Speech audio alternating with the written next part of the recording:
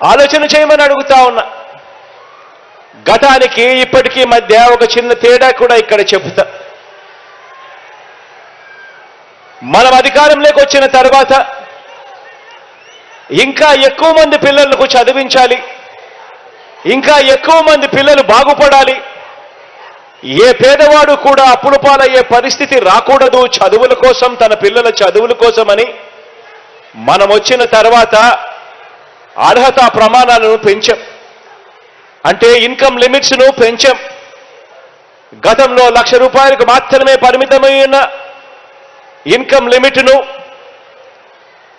ఎస్సీలకైతే 2 లక్షల దాకా పరిమితమై ఉన్న ఇన్కమ్ లిమిట్ను, మిగతా వాళ్ళకైతే 2 లక్షల దాకా, మిగతా వాళ్ళకైతే 1,00,000 దాకే పరిమితమై ఉన్న ఇన్కమ్ లిమిట్ను మనం వచ్చిన తర్వాత ఏకంగా 2.5 లక్షల దాకా పెంచి వీలైనంత ఎక్కువ మందిని కూడా తీసుకొచ్చే కార్యక్రమం చేస్తూ అక్షరాల అలా తీసుకువచ్చి ఈరోజు 93% మందికి ఈరోజు జగనన్న విద్యా దీవెన, జగనన్న వసతి దీవెన ద్వారా ఈరోజు మంచి చేయగలుగుతా ఉన్నాము అని చెప్పడానికి గర్వపడతా ఉన్నాం. ఫీజులు కూడా గతంలో మాదిరిగా ఇంతే కడతాము, ఇంతకన్నా ఇక ఎక్కువ మేము కట్టము, ఇంతకన్నా ఎక్కువ కట్టాల్సి వస్తే మీ ఆస్తులు మీరు అమ్ముకోండి, మీ చావు మీరు చావండి అనే విధానానికి కూడా పూర్తిగా స్వస్తి పలుకుతూ తల్లిదండ్రులు ఎలాంటి ఇబ్బందులు కూడా పడకుండా, పిల్లల చదువుల కోసం ఏ తల్లి తండ్రి కూడా ఇబ్బందులనే రాకుండా ఆ పిల్లలకు అయ్యే పూర్తి ఫీజులు కట్టే కార్యక్రమాన్ని కూడా భుజస్కంధాల మీద వేసుకున్నాం.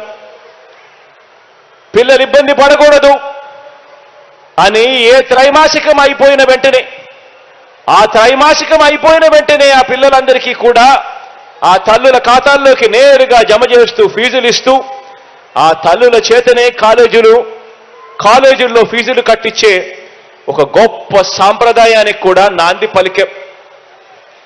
ఇలా పిల్లలకు ఫీజులు కట్టించే, పూర్తి ఫీజులు చెల్లించే విద్యా దీవెనే కాకుండా ఆ పిల్లలు ఇబ్బంది పడకూడదు, ఉట్టి ఫీజులే సరిపోవు, వాళ్ళ బోర్డింగ్ అండ్ లాడ్జింగ్ ఖర్చుల కోసం కూడా ఆ పిల్లలు ఇబ్బంది పడే పరిస్థితి రాకూడదు అని జగనన్న వసతి దీవెన అనే కార్యక్రమాన్ని కూడా తీసుకొచ్చి ఆ ప్రతి పాపకు, ఆ ప్రతి బాబుకు, ఆ తల్లిదండ్రులకు మంచి చేసే ఒక గొప్ప కార్యక్రమానికి శ్రీకారం చుట్టాం.